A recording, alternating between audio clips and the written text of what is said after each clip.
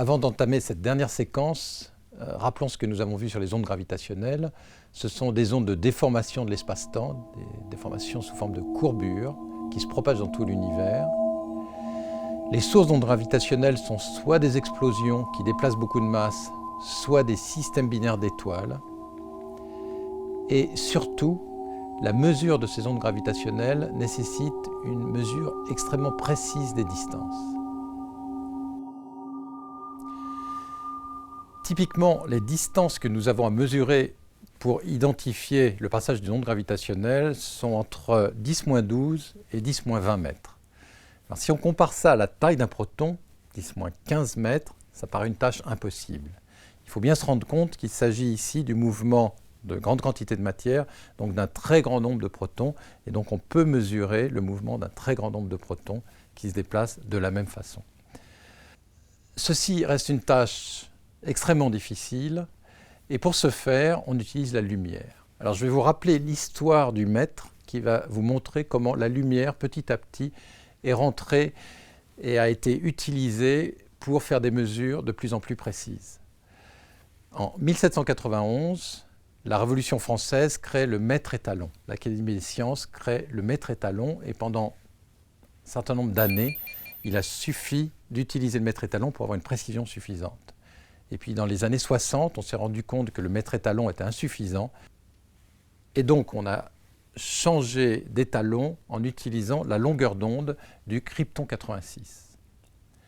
En 1983, pour avoir une définition encore plus précise, au lieu de définir le mètre et ensuite de mesurer la vitesse de la lumière, on a décidé une bonne fois pour toutes que la vitesse de la lumière serait fixée. Et ceci fournit une définition du mètre. Alors si vous avez vu le teaser de ce MOOC, il se terminait par une phrase un petit peu sibylline qui permet de se rappeler de la vitesse de la lumière. Cette phrase... Et la vitesse de la lumière, c'est quoi ? Ah, une phrase mnémotechnique. La constante lumineuse restera désormais là, dans votre cervelle. Si donc, dans cette phrase, la constante lumineuse restera désormais là, dans votre cervelle, vous comptez le nombre de lettres de chaque mot, cela va faire 2, 9, 9, 7, 9, 2, 4, 5, 8. Cela vous permettra de vous rappeler que depuis 1983, la vitesse de la lumière est fixée à 299 792 458 mètres par seconde. Et c'est ceci qui fournit la définition du mètre. Et donc, pour mesurer les variations infinitésimales de distance dues au passage d'ondes gravitationnelles, nous allons utiliser la lumière. Et en fait, nous allons utiliser le phénomène d'interférence lumineuse. Alors, pour expliquer ce phénomène d'interférence, je vais reprendre l'exemple qui m'a permis de vous introduire la notion d'onde, c'est-à-dire la chute d'une pierre dans une mare d'eau tranquille. Cette fois-ci, nous allons lancer deux pierres de façon simultanée. Quand les pierres arrivent simultanément dans l'eau, elles vont créer un système de rides à la surface de l'eau. Et ces rides vont interférer les unes avec les autres et former ce qu'on appelle à la surface de l'eau, comme dans ce dessin, une figure d'interférence extrêmement régulière avec des alternances de creux et de bosses à la surface de l'eau. Et bien de la même façon, quand vous avez une source d'ondes lumineuses qu'on va appeler cohérente, je vais revenir sur cette notion-là, eh bien, prenons par exemple un plan percé de deux fentes, illuminé par une source, ça va être en fait un faisceau laser. À la sortie de ces deux fentes, la lumière est réémise et va interférer et former une figure d'interférence, comme dans le cas de la chute des deux pierres, une figure d'interférence où vous allez voir de façon régulière des franges où la lumière interagit de façon constructive, ce sont des franges plus lumineuses, et des franges où la lumière interagit de façon destructive, ce sont des franges obscures. Ce sont ces figures d'interférence qui permettent de mesurer extrêmement précisément les distances. Et vous avez ici deux exemples de figures d'interférence, des franges rectilignes, et puis dans un système où vous avez un faisceau de lumière, vous avez des franges concentriques. Et vous voyez alternativement les franges lumineuses et les franges obscures. Pour que l'expérience fonctionne, il faut que la lumière ait une longueur d'onde extrêmement bien définie.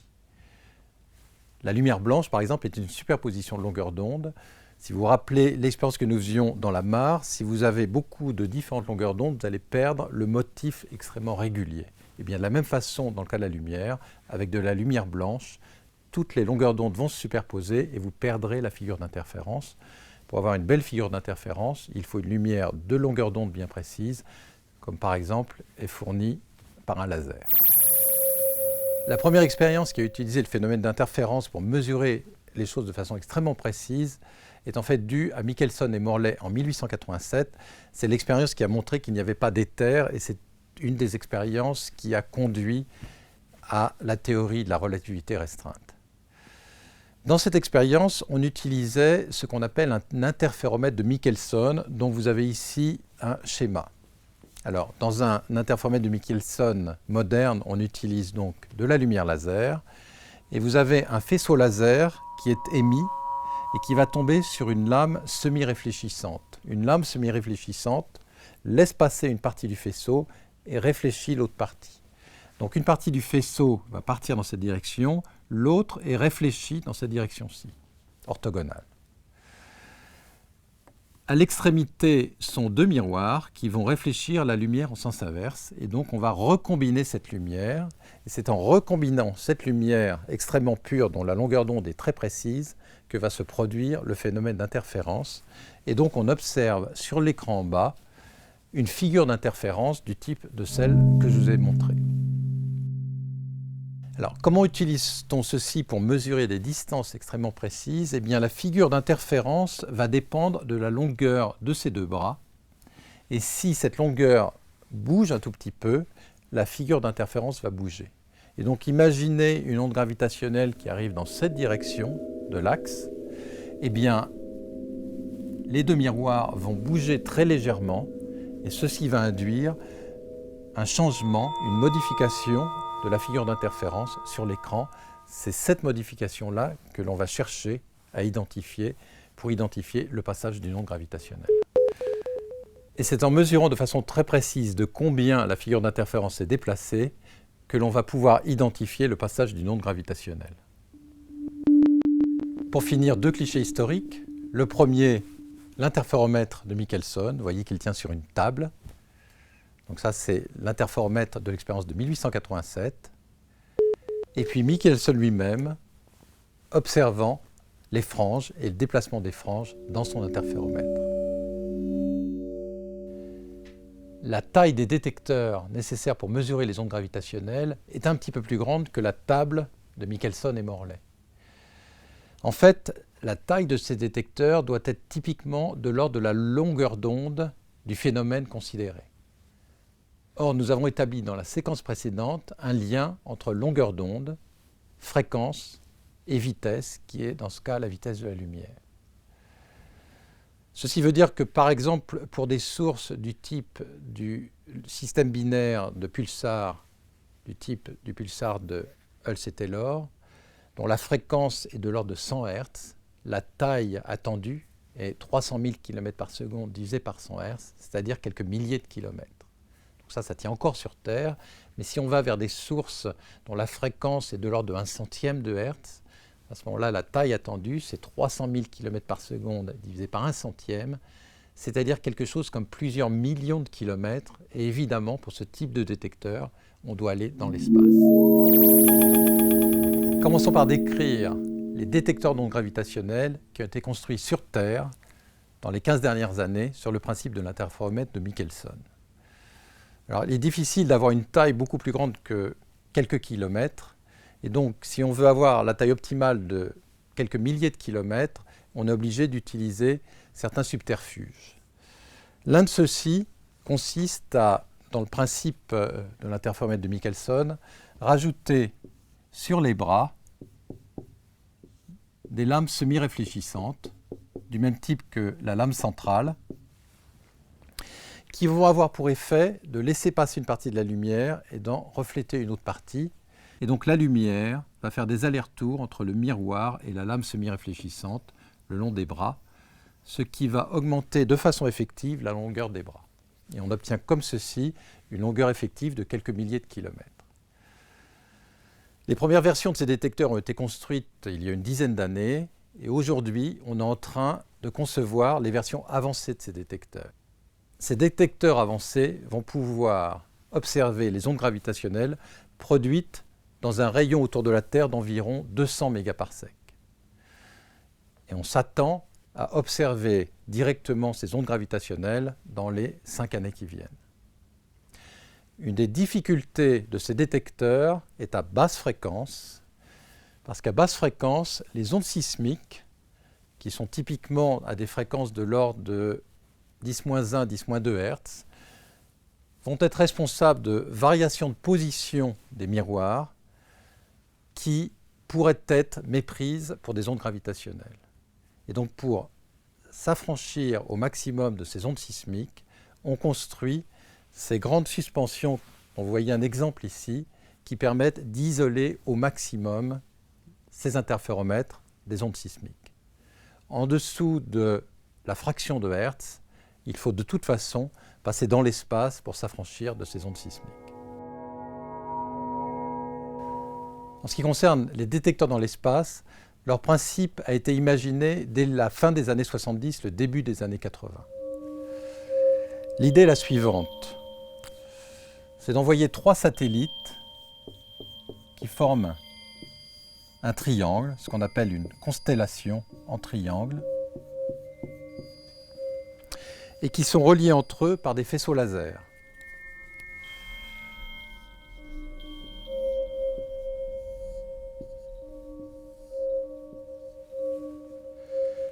Ces faisceaux laser représentent en fait les bras de l'interféromètre de Michelson, et donc une constellation de ce type-là représente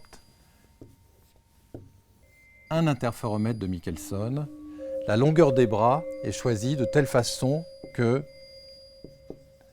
les satellites soient distants de 1 à quelques millions de kilomètres. Et donc ça nous permet de réaliser un interféromètre de Michelson de quelques millions de kilomètres.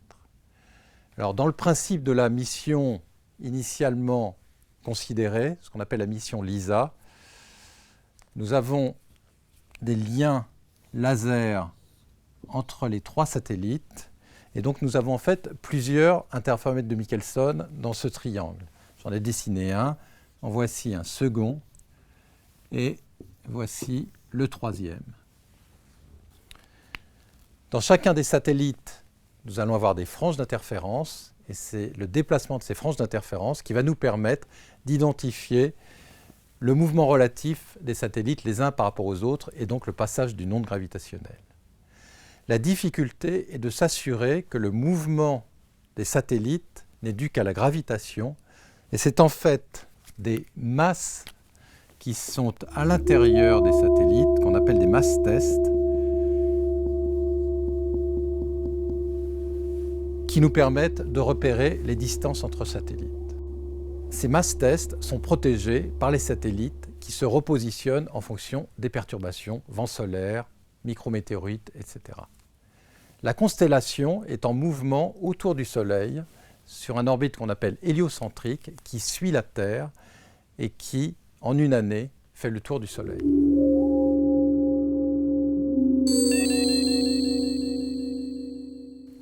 Et donc c'est ce principe, à savoir une masse test qui suit une orbite gravitationnelle protégée de toutes les perturbations par le satellite, c'est ce principe qui sera testé par la mission LISA Pathfinder, une mission technologique qui sera lancée dès cette année par l'Agence spatiale européenne.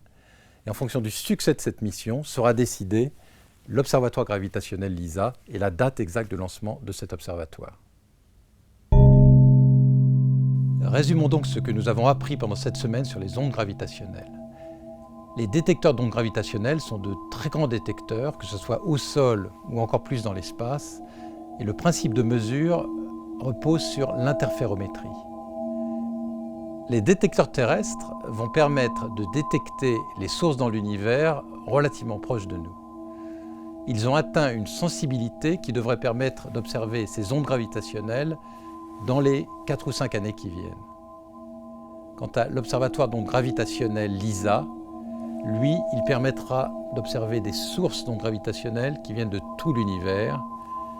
Et on attend les résultats de la mission technologique LISA Pathfinder pour envisager sa construction.